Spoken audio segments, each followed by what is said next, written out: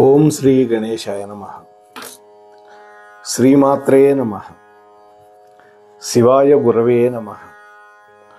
శ్రీకృష్ణ పరబ్రహ్మణే నమః. శ్రీరామాయ నమః. శ్రీ గురుభ్యో నమః. నారాయణం నమస్కృత్య నరం చైవ నరోత్తమం దేవీం సరస్వతీం వ్యాసం తతో జయముదీరయేత్. సచ్చిదానందరూపాయ విశ్వోత్పత్యాదిహేతవే తాపత్రయ వినాశాయ శ్రీకృష్ణాయ వయం నమః. మోహనవాణి ఛానల్ వీక్షకులందరికీ కూడా ముందుగా నా యొక్క సాధువాదాలు. మార్గదర్శకులు మన మహర్షులు అనేటువంటి శీర్షికన ఔర్వ మహర్షి యొక్క చరిత్రని మనం నిన్న ప్రారంభం చేశాం. నిన్నటి రోజున ఔర్వుడి యొక్క జన్మ వృత్తాంతం, ఆ తర్వాత కార్తవీర్యార్జునుడి వంశం వాళ్ళని ఏ విధంగా అంధుల్ని చేసింది, ఈ విశేషాలన్నీ చెప్పుకున్నాం. ఆ తర్వాత పితృదేవతలు వచ్చి, నాయన ఒకళ్ళ మీద కోపంతో యావత్ ప్రపంచాన్ని నాశనం చేయటం మంచిది కాదు అని హితబోధ చేసి వెళ్ళటం వరకు చెప్పుకున్నాం. ఈ రోజున రెండో భాగంలోకి మిమ్మల్ని అందరినీ స్వాగతిస్తూ ఉన్నాను. ఈ ఔర్వ మహర్షి తపస్సు చేస్తున్న సమయంలో అనేక మంది అతడి దర్శనానికి వస్తూ ఉండేవాళ్ళు. వాళ్ళల్లో అనేక మంది మునులు ఉన్నారు, మహర్షులు ఉన్నారు, దేవతలు కూడా ఉండేవాళ్ళు. హిరణ్యకశిపుడు తన మంత్రులతోటి, రాక్షస నాయకులతోటి, అనేక మందితో కలిసి వచ్చి ఒకరోజు ఔర్వుడికి సాష్టాంగ నమస్కారం చేసి పూజించాడు. హిరణ్యకశిపుడు అన్నాడు, ఓ ఔర్వ మహర్షి, నాకంటే ఇంత చిన్న వయసులో అంత తపస్సు చేసి లోకాలను దహించగలిగినటువంటి అగ్నిని పుట్టించి పితృదేవతల యొక్క బోధ వల్ల దాన్ని నిగ్రహించుకొని సముద్రంలో ప్రవేశపెట్టినటువంటి నీ తపోబలం అక్షయంగా ఉంది. ఇది గొప్ప విశేషం. అందువల్ల మీ యొక్క దివ్య దర్శనాన్ని చేసి వెళదామని వచ్చాను అని పొగిడాడు. ఓ మహాత్మా, నీవింకా ఆగ్రహ స్వభావుడుగానే కనిపిస్తూ ఉన్నావు. నీవు గృహస్థాశ్రమంలో ప్రవేశించినట్లయితే శాంతచిత్తుడు అవుతావు. దానివల్ల లోకాలకి అనుగ్రహం కూడా కలుగుతుంది అని హిరణ్యకశిపుడు బోధించి ప్రార్థించి నిలబడ్డాడు ఔర్వ మహర్షిని.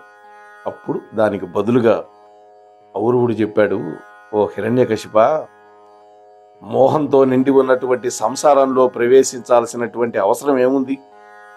అయితే నీవు చెప్పినట్లు సంతానోత్పత్తి చేయడం వల్ల పితృదేవతలు తరిస్తారు. అంటే వంశం ఆగకుండా ఉంటేనే పితృదేవతలకు సంతోషం, లేకపోతే వాళ్ళకి పిండ ప్రదానాలు చేసేవాళ్ళు ఉండరు కదా. అందుకని పితృదేవతలు తరిస్తారు. ఈ ధర్మాలన్నీ ఉన్నాయి, అవి నిజమే. అయితే సంతానాన్ని నేను తపస్సులో ఉండే కనగలను, వేరే భార్య నాకెందుకు అన్నాడు. ఆ తర్వాత అతనికి సంతానం కందామనేటువంటి ఒక కోరిక కలిగింది మనస్సులో. వెంటనే దర్భలు తీసుకున్నాడు, వాటిని అభిమంత్రించాడు. తన కుడి తొడ మీద ఆ దర్భలతోటి మథనం చేశాడు, అంటే చిలికాడు. ఆ దర్భ తొడలో గుచ్చుకోగానే తొడలో నుంచి ఒక తేజస్వి అయినటువంటి కుమారుడు రూపంలో ఒక అగ్నిగా బయటకు వచ్చింది. ఆ బిడ్డే తేజస్సు. ఆ వచ్చినటువంటి తేజస్సు అన్నది, అయ్యా, నువ్వు గొప్ప తపస్వివి, నేను అగ్నిభట్టారకుణ్ణి, నీ కొడుగ్గా పుట్టాను, నాకు ఆజ్ఞ ఏమిటి అని అడిగాడు. అంటే కేవలము ప్రాణశక్తి మాత్రమే పుట్టింది, అందులో శరీరం లేదు, భార్య లేదు కదా. భార్య ఉంటేనే కదా బీజానికి ఒక శరీర నిర్మాణం వచ్చేది గర్భంలో. అలా కాకుండా అంటే అగ్ని రూపంగా పుట్టింది అని మనం అర్థం చేసుకోవాలి. అంటే ఒక తేజస్సు రూపంలో బయటకు వచ్చింది తొడలో నుంచి. కుమారుడు కావాలి అనుకున్నాడు, కానీ అగ్నే పుట్టింది. అలా పుట్టినటువంటి ఆ అగ్ని మహర్షిని అడిగింది, తండ్రి ఏమిటి నాకు ఆజ్ఞ? నన్ను పుత్రుడుగా భావించి పుట్టించావు, మరి నేను అగ్నిహోత్రుని కదా, నాకు విపరీతమైనటువంటి ఆకలి, నన్ను దేన్ని భక్షించి బతకమంటావు? లోకాలను దహిస్తే కానీ నాకు ఆకలి తీరదు, లేకపోతే ఈ ఆకలితో నేను చచ్చిపోతా, మరి నన్నేం చేయమంటావు అని అడిగింది ఆ తేజస్సు. అప్పుడు బ్రహ్మదేవుడు, దేవేంద్రుడు ఇద్దరు అక్కడికి వచ్చారు. ఓ మహర్షి, ఏమిటయ్యా ఇలాంటి కొడుకును కన్నావు?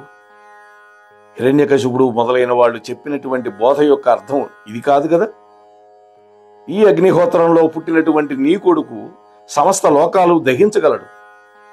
నీవు పూర్వం నీ కోపాగ్నిని సముద్ర జలాల్లో ప్రవేశపెట్టావు కదా, నీ కొడుకును కూడా అక్కడికే వెళ్ళమను. ఈ అగ్నిహోత్రుని కూడా ఆ సముద్రంలోకి పంపించి ఒక శాసనం చెయ్యి. లోకాలలో ప్రళయకాలం ఆసన్నమైనప్పుడు సముద్రంలో నుంచి బయలుదేరి సమస్త లోకాలని నీరుగా మార్చేటటువంటి ఆజ్ఞని నీ కొడుకైనటువంటి ఈ అగ్నిహోత్రుడికి ఇవ్వు. నీలో నీ తపస్సులో పుట్టినటువంటి ఈ అగ్ని నీ కొడుకు రూపంలో నీవు సంకల్పించినటువంటి అగ్ని రెండు కూడా సముద్రంలోనే దాక్కోనుండి జలాలను భక్షిస్తూ ఉంటాయి. గతంలో తపోగ్ని, ఇప్పుడు కొడుకు రూపంలో వచ్చిన అగ్ని. ఈ రెండు అగ్నులు కూడా జలాలని ఆశ్రయించి ఆ జలాలనే భక్షిస్తూ ఉంటాయి, వాటి ఆకలి తీరుతుంది. ప్రళయకాలంలో లోకాలన్నిటినీ దహించేటటువంటి నీరుగా మారేటటువంటి ఆజ్ఞ వాటికి అన్నాడు బ్రహ్మ, ఇంద్రుడు. ఔరుడు అలాగే అని చెప్పి, ప్రళయకాలం ఎప్పుడు వస్తుందో అప్పుడు సమస్త ప్రాణికోటిని దహించవలసి వచ్చినప్పుడు మాత్రమే మీరిద్దరూ విజృంభించండి అని అగ్నికి, అంతకుముందు తన తపోగ్నికి ఆజ్ఞ ఇచ్చి పంపించేశాడు. ఈ కథ అంతా కూడా హరివంశ కావ్యంలో ఉంది.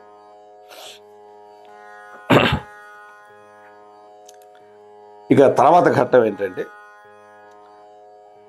హిరణ్యకశిపుడు ఈ ఔరువుడికి భక్తుడయ్యాడు. ఆయన అతడికి ఏం కావాలో కోరుకోమన్నాడు. అప్పుడు హిరణ్యకశిపుడు నమస్కరించి, ఓ మహర్షి, మీ ఆశీర్వచనాన్ని కోరుకుంటున్నాను అన్నాడు. అంతేకాకుండా తాను అజేయుడు కావాలని తపస్సు చేసి వరాలు పొంది ఆ వరాలని నిజం చేయాలి అని కోరుకున్నాడు. అందుకు బదులుగా ఔరువుడు అన్నాడు, ఓ హిరణ్యకశిప మహారాజా, నీ వంశంలో శాశ్వతంగా ఉండేటటువంటి ఒక మహాస్త్రాన్ని నీకు ఇస్తున్నాను. లోకాలని నువ్వు పరిపాలిస్తావు, నీ సంతానం కూడా లోకాలను పరిపాలిస్తారు. నీవు, నీ జాతి, నీ వంశం నశించిపోకుండా రక్షించగలిగినటువంటి ఒకానొక గొప్ప తేజస్సును కూడా నీకు ఇస్తున్నాను. ఈ తేజస్సు అప్రతిహతమైనది, దీనికి ఎదురులేదు. ఈ అస్త్రం అగ్నిస్వరూపంలో నిన్ను ఆశ్రయించుకోనుంటుంది. అయితే ఎంతకాలం నువ్వు ధర్మాచరణలో ఉంటావో అంతకాలం శత్రువులు నిన్నేమి చేయలేరు.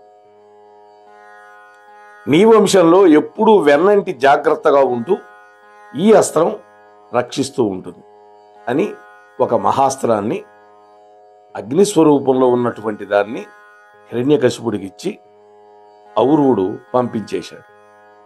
చాలా కాలము ఆ అస్త్రం హిరణ్యకశిపుడి దగ్గరే ఉంది. ప్రపంచంలో ఆ అస్త్రాన్ని నిరోధించగలిగింది ఒకే ఒక్కటి. ఏమిటది? చల్లని చంద్రకిరణం. ఆ చల్లటి చంద్రకిరణం కనుక తగిలితే ఆ అస్త్రం నిర్వీర్యం అయిపోతుంది.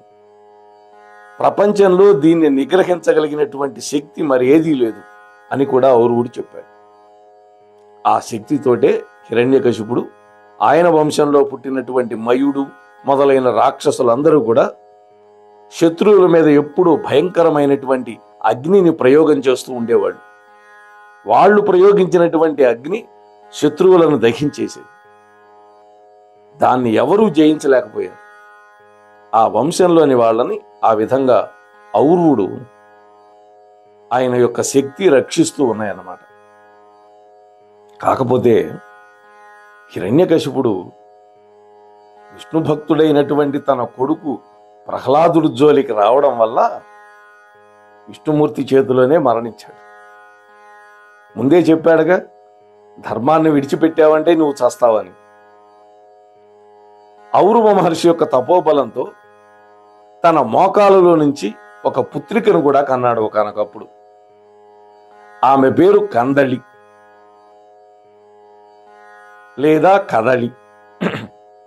ఆమె దుర్వాస మహర్షి యొక్క భార్య. ఈ కథ దుర్వాసుడి యొక్క చరిత్రలో మనం గతంలో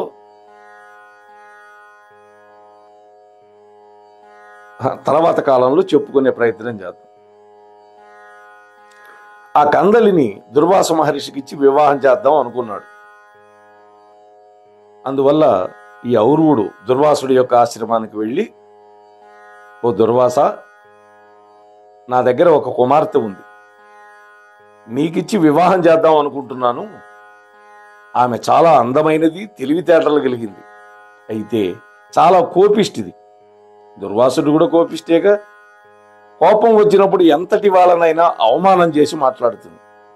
ఆ కోపాన్ని సహించి ఆమెను నువ్వు పెళ్లి చేసుకునేటట్లయితే నీకు నా కూతుర్నిస్తా అని చెప్పాడు ఔర్వుడు. ఉన్నమాట చెప్పాడు. ఆవిడ ఉత్తమ ఇల్లాలు. మిగిలినటువంటి లక్షణాలను బట్టి అన్ని సుగుణాలు ఉన్నప్పుడు ఒకే ఒక్క దోషం ఉన్నప్పటికీ పరిగ్రహించవచ్చు అని శాస్త్రం చెబుతుంది. అంటే ఇక్కడ కోపిష్టిని ఎలా వివాహం చేసుకోవాలి అని అడిగితే చేసుకోవాలి అని అన్నాడు ఔర్వుడు. ఎందుకని? ఒకే ఒక లక్షణమేగా దుర్లక్షణం, అన్ని మంచి లక్షణాలు ఉన్నాయి కాబట్టి. ఆయన మాట ప్రకారం దుర్వాసుడు ఆ కందళిని వివాహం చేసుకున్నాడు. కొంతకాలం బాగానే ఉన్నారు ఇద్దరు.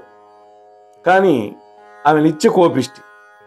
ఆయన చాలా అవమానిస్తూ మాట్లాడుతూ ఉండేది, బాధ పెడుతూ ఉండేది. ఏమాత్రం గౌరవించేది కాదు భర్తని. అయితే ఎంతో కాలం అలా ఆమెను సహించాడు. ఒకనాడు ఆయన క్రోధం వచ్చిందో లేదో కానీ ఆమె ఏదో కోపంతో అంటే కన్నెత్తి తేరిపార చూశాడు దుర్వాసుడు. ఆ విధంగా దుర్వాస మహర్షి కన్నెత్తి తేరిపార చూసేసరికి అప్పటికప్పుడే అక్కడికక్కడే ఆమె భస్మం అయిపోయింది.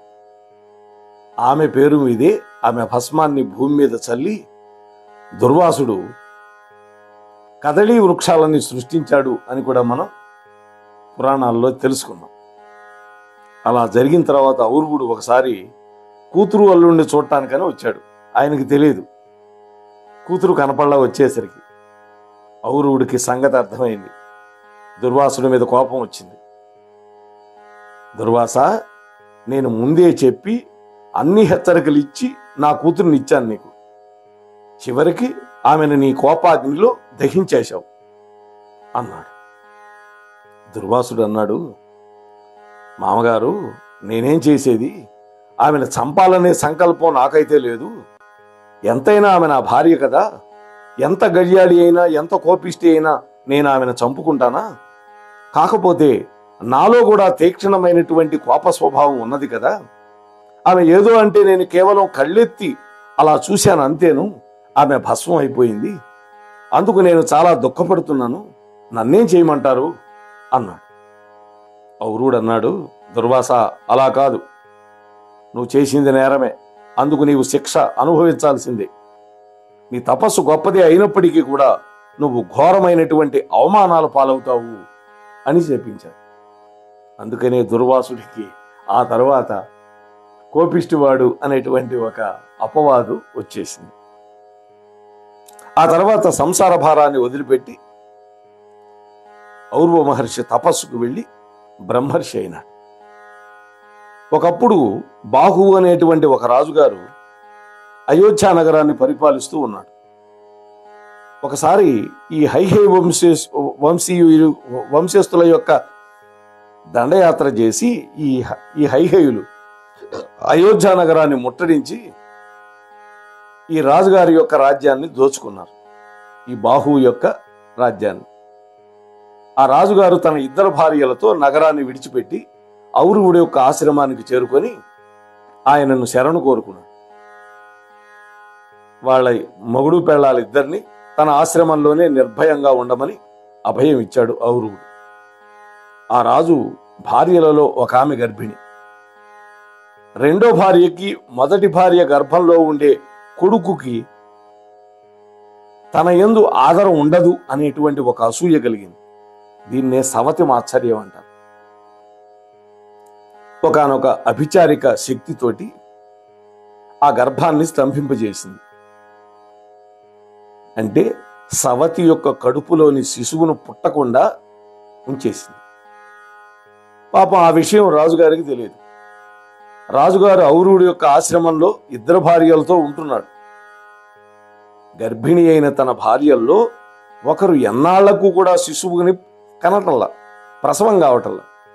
అలా ఎదురు చూస్తూ ఉంటే 7 సంవత్సరాలు గడిచింది. వృద్ధాప్యం వల్ల ఆ రాజు ఔరవుడికి సేవలు చేసుకుంటూ ఆశ్రమంలోనే ఉంటూ చివరికి తన దేహాన్ని విడిచిపెట్టాడు. ఆయన భార్య గర్భిణి అయినటువంటి ఆరాణి ఆయనతోనే సహగమనం చేద్దామని ప్రయత్నం చేస్తూ ఉంటే ఔరవుడు ఆమెను వారించి, అమ్మా, నీ గర్భంలో పెరిగే శిశువు మహా తేజస్వంతుడు, గొప్ప పరాక్రమవంతుడు. అతడు నీ భర్త అంశే కదా, కాబట్టి నువ్వు సహగమనం చేయొద్దు అని వారించి ఆమెను ఓదార్చాడు. ఆమె ఔరవుడిని తన యొక్క గర్భంలోని శిశువు ఎందుకని బయటికి రావటం లేదు, నాకు ప్రసవం ఎందుకు కావటం లేదు అని అడిగింది. అప్పుడు ఔరవుడు దివ్య దృష్టితో చూసి, అమ్మా, నీ సవతి ఉన్నదే, మీ ఆయన యొక్క రెండో భార్య ఒక ప్రయోగం చేసింది అని ఆ ప్రయోగాన్ని వారించాడు తన యొక్క తపశక్తితో.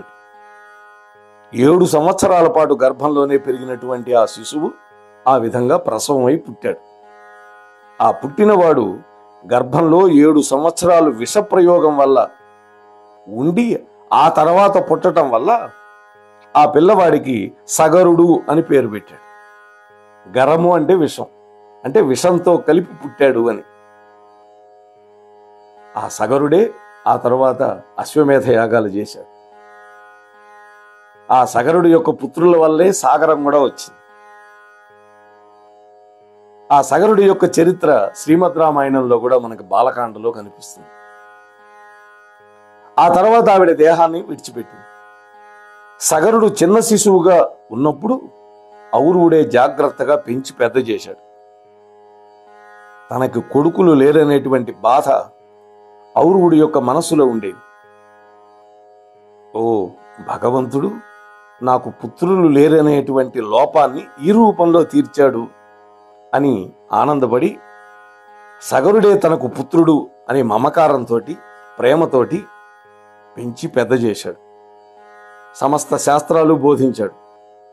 అస్త్ర శస్త్రాల విద్యలన్నీ బోధించాడు. యుద్ధనీతి, రాజనీతి అన్ని విషయాలు తెలియజేసి అత్యుత్తమమైనటువంటి క్షత్రియ వీరుడుగా తీర్చిదిద్దాడు. ఒకనాడు సగరుడు ఔరవుడు దగ్గరకు వచ్చి, స్వామి, నిన్ను నేను తాత అంటున్నాను, కానీ అసలు నేనెవరిని, నేను ఎవరి పుత్రుణ్ణి, నా జీవన విధానం ఏంటి, నాకు తెలియజేయండి అని అడిగాడు. అప్పుడు, నాయనా సగరా, నీ తల్లి గర్భంలో నువ్వు 7 సంవత్సరాలు ఉండి పుట్టావు. హైహయులు నీ తండ్రి యొక్క రాజ్యాన్ని ఆక్రమించుకున్నారు. నీ కర్తవ్యం ఏమిటి అని అడిగావు కదా. నీవు శత్రువులను జయించి నీ తండ్రి గారి యొక్క రాజ్యాన్ని మళ్ళీ దక్కించుకోవాలి. అయితే అందుకు నీకు నేను చెప్పవలసినటువంటి విద్యలన్నీ నేర్పించా. వశిష్ఠుడి యొక్క ఆశ్రమానికి వెళ్ళు. మీ కులగురువు ఆయన యొక్క ఆశీర్వచన ప్రభావంతో అయోధ్య నగరాన్ని మళ్ళీ నువ్వు పరిపాలించు అని చెప్పాడు. సగరుడు తన యొక్క రాజ్యాన్ని సంపాదించుకొని మంచి కీర్తివంతుడయ్యాడు. ఆ తర్వాత యుక్త వయసు వచ్చిన తర్వాత ఇద్దరిని వివాహం చేసుకున్నాడు. వినత, కశ్యపుడు వీళ్లకు పుట్టినటువంటి అమ్మాయి సుమతి. ఆ సుమతీదేవిని విదర్భరాజు కూతురైనటువంటి సువేసిని అనేటువంటి ఆమెను కూడా పెళ్లి చేసుకున్నాడు. సుకేసిని అని కూడా కొన్ని చోట్ల ఉన్నది. ఆ ఇద్దరికి కూడా పిల్లలు పుట్టకపోయేసరికి తనను పెంచి పెద్ద చేసినటువంటి ఔర్వ మహర్షి దగ్గరకు వచ్చి తనకి సంతానం కోసం ప్రార్థించాడు. అప్పుడు ఔరువుడు, నాయనా సగర, నీకు ఎంతమంది పుత్రులు కావాలి అని అడుగుతూ, వంశోద్ధారకుడైనటువంటి ఒక కొడుకు కావాలా, మహాబలిష్ఠులైనటువంటి 60,000 మంది కొడుకులు కావాలా అని అడిగాడు. వెంటనే రాజుగారు ఇద్దరు భార్యల్ని పిలిచి ఎవరెవరికి ఏ సంతానం కావాలి అని అడిగాడు. అప్పుడు ఒక భార్య 60,000 మంది పుత్రులు కావాలి అని అడిగింది. మరొక భార్య, నాకు వంశోద్ధారకుడైనటువంటి ఒక్క కొడుకు చాలు అన్న. చూసారా, వాళ్ళ కోరిక ప్రకారం ఔరువుడి యొక్క వరప్రసాదం వల్ల, ఆ గురువుగారి యొక్క కటాక్షం వల్ల సగరుడికి అసమంజసుడు అనేటువంటి ఒక పుత్రుడు ఒక భార్యకి, సుకేసిని అనేటువంటి భార్యకి 60,000 మంది కొడుకులు పుట్టారు. ఆ తర్వాత సగరుడు చాలా కాలం రాజ్యం చేశాడు. కొంతకాలం తర్వాత సగరుడు మళ్ళీ ఔరుడి యొక్క ఆశ్రమానికి వచ్చి విష్ణుమూర్తిని ఆరాధిస్తే కలిగేటటువంటి ఫలితం ఏమిటి అని అడిగాడు.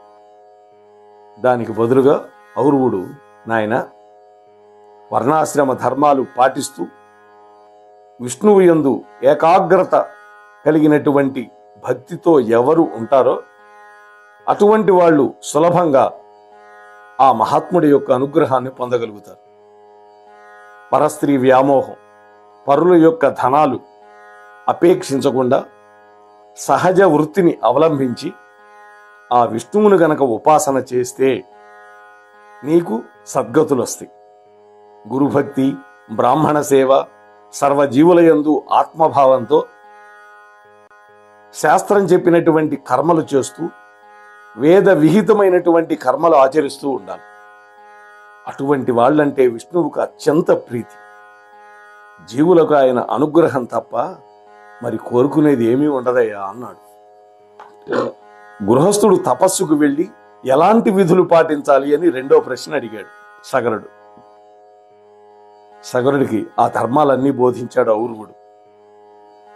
సంధ్యావందనాది కృత్యాలు, దేవర్షి తర్పణాలు, పితృతర్పణాలు చేసే విధానాలని చెప్పాడు. అతిథి యొక్క మర్యాద ప్రధానంగా చెప్పాడు. అతిథి కోసమని ఆశ్రమం దాటి బయటకు వచ్చి గోదోహన కాలమంతా, అంటే ఆవు పాలు పితికే సమయం అంతా వెతకాలట ఏ గృహస్థ అయినా సరే. అతిథి కోసం ఎవరైనా అతిథి వస్తే అతడు విష్ణు స్వరూపంలోనే ఉన్నాడు అని భావించి ఆతిథ్యం ఇస్తే విష్ణు ప్రీతి కలుగుతుంది. తాను ఆ తర్వాతే భోజనం చేయాలి. అంటే అతిథికి పెట్టకుండా భోజనం చేయకూడదు.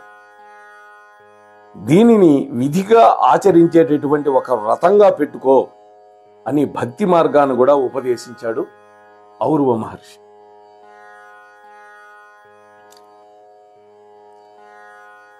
బలవర్ధకమైన, రుచికరమైనటువంటి, మితమైనటువంటి, హితమైనటువంటి ఆహారం మాత్రమే తీసుకో. నువ్వు తీసుకున్న ఆహారం జీర్ణమై నీలో ప్రాణశక్తి వృద్ధి పొందాలి అంటే అగస్త్య మహర్షి చెప్పినటువంటి బడబానల స్తోత్రం చేసుకుంటూ ఉండు. తూర్పు దక్షిణ దిక్కుల్లోనే తల పెట్టుకొని పడుకోవాలి. జ్యేష్ఠ మొదలైనటువంటి నక్షత్రాలలోనే భార్యతోటి కాపరం చేయాలి. అంటే ఇంకొకటి, భార్య ఋతుస్నాత అయిన తర్వాత సంసారం చేయాలి అని బోధించాడు. ఈ విధంగా ఔరువుడు చెప్పినటువంటి బోధ ప్రకారం సగరుడు విష్ణుమూర్తిని ప్రార్థిస్తూ విష్ణు మార్గస్థుడై చివరికి మోక్షాన్ని పొందాడు అనేటువంటి కథను కూడా ఈ ఔరువ మహర్షి యొక్క చరిత్రలో మనకు కనిపిస్తుంది. ఇటువంటి మహాత్ముడైనటువంటి ఔరువుడు భృగువంశ సంజాతుడు. ఇటువంటి మహాత్ముడి గురించి 2 ఎపిసోడ్లో మాత్రం మనం చెప్పుకోగలిగాం. రేపటి రోజు మతంగ మహర్షి యొక్క వైభవాన్ని మనం చెప్పుకునే ప్రయత్నం చేద్దాం. అంతవరకు స్వస్తి. మోహన్వాణి తెలుగు పోడ్కాస్ట్ వింటున్న శ్రోతలందరికీ హృదయపూర్వక ధన్యవాదాలు. వినండి, వినిపించండి, వింటూనే ఉండండి మోహన్వాణి తెలుగు పోడ్కాస్ట్. మీరు వింటున్నారు మోహన్వాణి. మా కార్యక్రమాలు మీకు నచ్చితే ఇప్పటివరకు మా ఛానల్కి సబ్స్క్రైబ్ చేసుకోకపోతే వెంటనే ఈ క్షణమే సబ్స్క్రైబ్ చేసుకుని ఆ పక్కనుండే బెల్ బటన్ని మ్రోగించి అందరికీ షేర్ చేసి మీ విలువైన కామెంట్ను కూడా చేసి మమ్మల్ని ప్రోత్సహిస్తారని కోరుతున్నాను.